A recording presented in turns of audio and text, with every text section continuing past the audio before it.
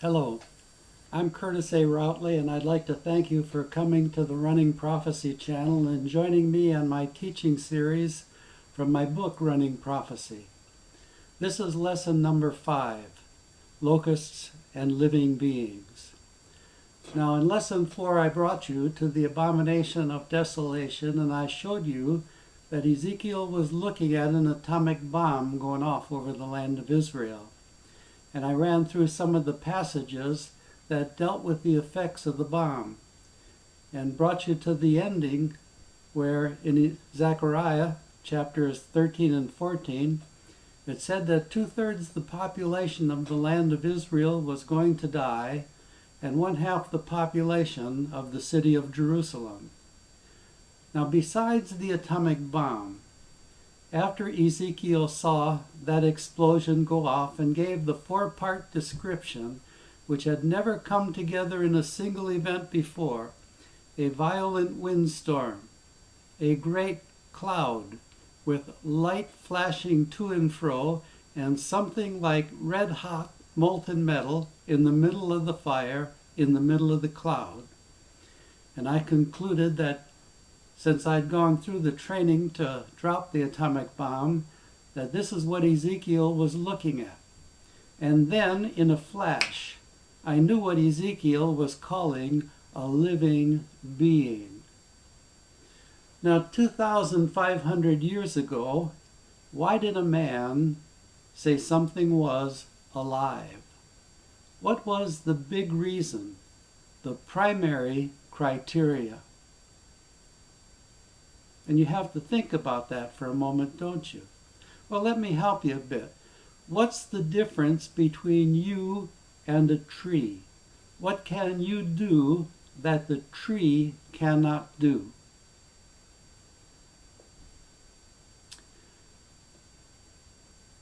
So you can applaud, you say.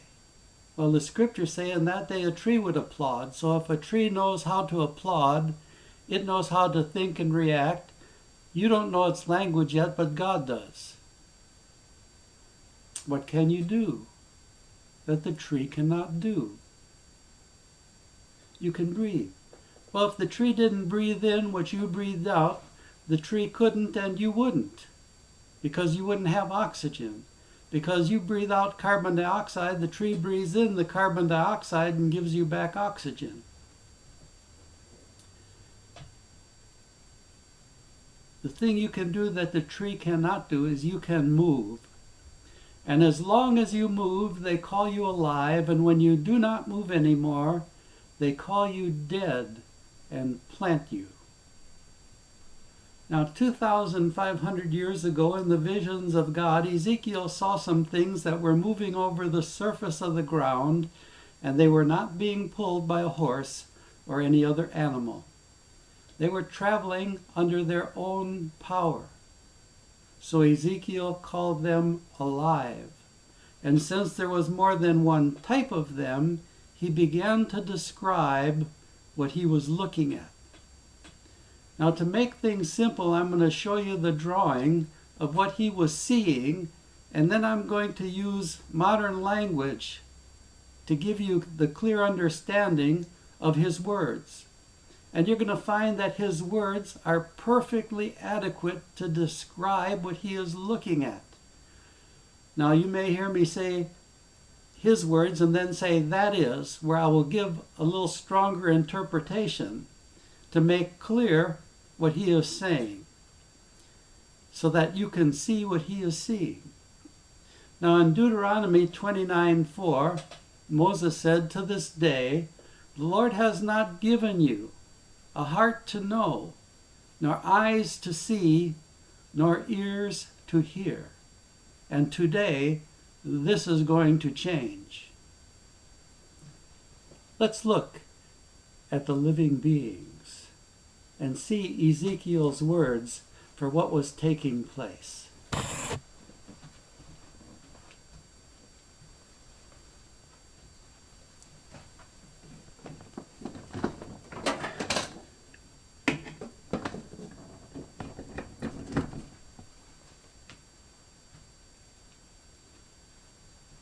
The first one Ezekiel looked at he said, had the face of a man.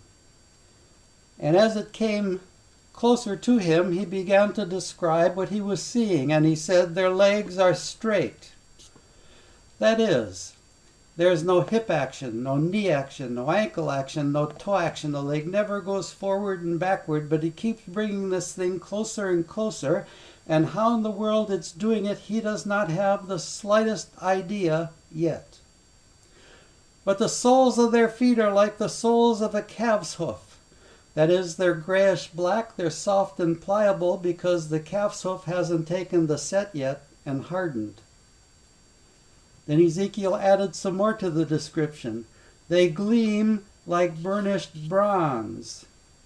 Now, burnished bronze was the mirror of the day in Moses' day when the laver was made from the mirrors of the ladies in waiting that attended at the tabernacle. And from the polished mirrors that they used, the laver was made. And it was made out of mirror reflective, light reflective material. So sunlight would really flash off of the mirror, off of the bronze. And then, as it come closer to about 50 feet away, he said they had the face of a man and the hand of a man present with it. And I say to you, if you have the face of a man and the hand of a man, you have a whole man. And if I put JEEP on the nameplate, would you recognize what Ezekiel was looking at coming straight at him 2,500 years ago in the visions of God? What's the shape of the straight leg? What is the straight leg? You know it by its correct name, but you've never looked at it through Ezekiel's eyes before. And you don't know that in order to see the roundness of the leg, because the straight leg is a wheel, and you're looking at the frontal view of the wheel, you must be within 25 feet of the frontal view of the wheel before the roundness of the wheel comes into perspective. Beyond that distance, it is just a straight leg, and you cannot even say it's turning. But you know what it is and how it operates. Now in Revelation chapter 9, John had a vision of the similar product. These being the military versions, but John saw them when they first began. And he said in Revelation chapter 9 that after the fifth trumpet sounded, out of a great furnace, out of the smoke of the furnace came forth what he called like a locust upon the earth. Now the locust, the actual insect, is only about as big as the end of your thumb. It has a brittle exterior. It has large glassy eyes. Some of them have wings and can fly, and they can make a high-pitched whining noise whenever they want to. And as John looks at it in the distance, it's as big as the horse in the field. And like a war horse, it's prepared for battle. It's armor-plated, front to rear, top to bottom, side to side. It's making a whining noise that gets louder and louder the closer and closer they come. Suddenly, when they get within 50 feet, John as well says, they have a human face. And over their face is a crown like gold. Now, gold never loses its shine, so we're talking about something that is malleable and shiny. And John has never seen painted metal before. He doesn't know to ascribe the shine to the paint, the glass, and the chrome. But as it gets closer, he also notices something else about that human face. It has the hair of a woman and teeth like the teeth of a lion. Half the operators are women. Some men have long hair, some men have no hair. The only thing important about toothpaste is it makes the teeth white. John has never seen one person with pearly white teeth before. But anyone who sits behind this glass eye and wants the white teeth in this generation has got them. And John said their power to hurt was in their tails. When it passed by, he heard where the sound of the dun dun dun dun dun was coming from. And if there's no dun coming out that tail pipe, it does nothing but sit there. And to this day we name them after locusts and horses. Now Ezekiel did not know what he was looking at when he saw the approaching jeep coming straight at him, until he saw the second vehicle that he called like an ox or a cherub. And when he saw the side profile, he said it had a wheel for each of the four sides. And the appearance of the wheel was like there was a wheel within the wheel. And the appearance of the wheel within the wheel was like a Tarshish stone, or sparkling beryl, or beryllium, or shiny aluminum in modern terminology. And they were called the whirling wheels in my hearing. That is, they did not just roll over the surface of the ground like every other wheel before them. These wheels could actually spin under their own power. And you've done this with your wheels already, of course, haven't you? I thought so. You don't really have to say it out loud. On the right was the one that Ezekiel said had the face of a lion. Now, in Revelation chapter 9, John describes it a little more clearly. He says it's a lion's mouth, in a viper's head, on a serpent's body. Now, when or how does a lion's mouth get your attention? When it roars. The lion is a very kind fellow. Just before he attacks you, he lets you know he's coming. And if you hear the rah, he's a spring and a pounce away, and he's got you. And after the rah comes out of the mouth comes the smoke, the hyacinth, which is the flash of purple as the gunpowder finishes burning, and the brimstone, which is what happens when that round hits what it roared at way over there in the distance and explodes and takes that thing out. And if you put on the parts moving the barrel around, you have the third vehicle of the modern army. A jeep, a supply truck, a tank. Then Ezekiel saw the one that had the face like an eagle. And this one really gets his attention. It has 4 wings stretched out straight. That is, they never flap, they never flex. How in the world this thing flies, he doesn't have the slightest idea. But like lightning travels from the east to the west, so do they fly. And the sound of their rings is like the sound of an abundant waterfall, the voice of God Almighty, or the tumult of an army camp. Not only that, 2 of the wings cover the body. And 2 of the wings are on this side of the body, and 2 of the wings are on that side of the body, and 2 of the wings are joined together, touching one another.